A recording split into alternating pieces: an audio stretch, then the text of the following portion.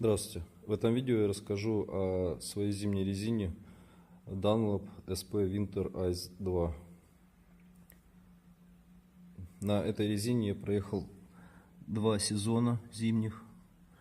Видео хочу снять, потому что после 2 сезонов на передней оси не выпало ни одного шипа.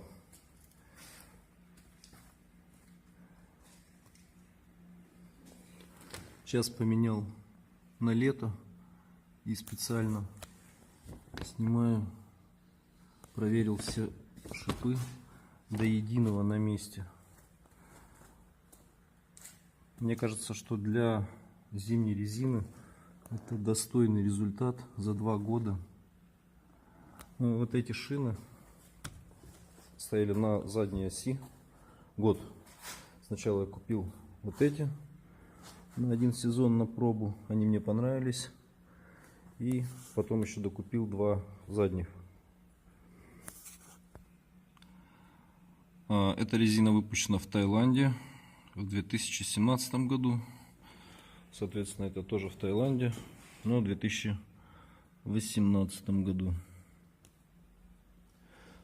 Кроме сохранения шипов, эта резина меня порадовала и сыпными свойствами. За зиму я застрял всего лишь 1 раз, даже за 2 зимы. И то 1 раз, когда я застрял, это было просто диагональное вывешивание, одно колесо просто крутилось свободной рукой в воздухе. Ну так припарковался на бордюрчик носом. Раньше у меня была резина Cordiant Polar. Ездить на ней было нельзя, потому что приходилось спускать давление до 1,5 атмосфер на переду, иначе нельзя было просто тронуться с места даже на ровной поверхности. Вот эта вот поверхность при двойке, она как будто скруглялась, в центре шипов нету, и вот этот мелкий протектор, он вообще абсолютно не цепляется за лед. Шипы к тому же со временем просто стерлись, у них видимость, что они есть, а толку от них нет. Вот это просто гладко пальцем вожу. Соответственно, они расшатались, некоторые выпали, но мало, буквально по несколько штук. То есть шипы есть, остались, а толку от них нету. В отличие от этой резины, шипы не только остались на месте, но и сохранили свою форму. У них также остались заостренные края. Они вот такой формы прямоугольной. Все сидят плотно, не шатаются.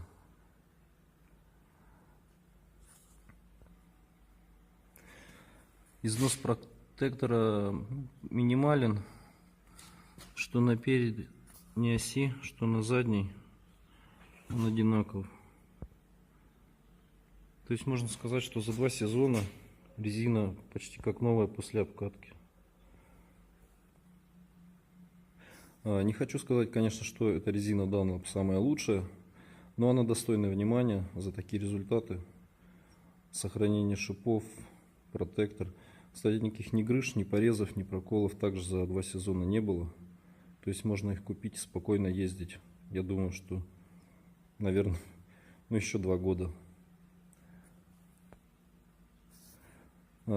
Покупал эти резину за 2400.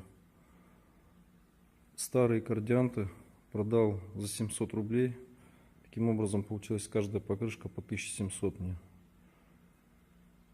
Я думаю, что это недорого для такой резины. Есть, конечно, к ней и замечание одно. На льду при трогании со светофора есть пробуксовка. Но я думаю, что это все резины страдают этим. Даже раллийные на гвоздях тоже пробуксовывают. Но это так просто, хотелки. Еще, наверное, вас интересует, как она держит дорогу. Ну, в поворотах проскальзывание есть, наверное, так же, как у любой резины, но это проскальзывание прогнозируемое, вялое такое ощущение, как деревом по наждачной бумаге. То есть оно есть, но оно контролируемое, его можно сразу при необходимости прекратить, сбросив газ, ну, если это передняя приводная машина. Вот у этой резины, кстати, курсовая устойчивость у Кардианты была очень плохая. Я когда ездил по трассе, у меня постоянное ощущение было, что меня двигает влево-вправо. Возможно, это из-за этого продольного протектора, ну, точнее поперечного. Кстати, когда ездил на новой резине спереди стояла, это у меня стояло сзади. И ездили мы за город на, ну, не на дачу, в деревню, в общем, и чувствовалась разница, как держится передняя ось и задняя. Передняя стоит достаточно уверенно, курс держит. Заднюю постоянно мотает влево-вправо, то есть она съезжает с колеи, выезжает на колею. В общем, я рад, что я поменял эту резину. Вот, а это я не нарадуюсь. В общем, всем советую. Дело в цене. Если устраивает цена, то покупать можно смело. Деньги не будут выброшенными на ветер. Вот еще по поводу цены. Пример. То есть данный стоит 22 450. Ближайший Кардиант 2150. Если взять еще чуть дешевле, то можно купить Виати 240. А чуть подороже, за те же деньги Тигар и Bridgestone 2500. Ну, Bridgestone тоже, наверное, нормальная резина. Ну, я не ездил, не знаю.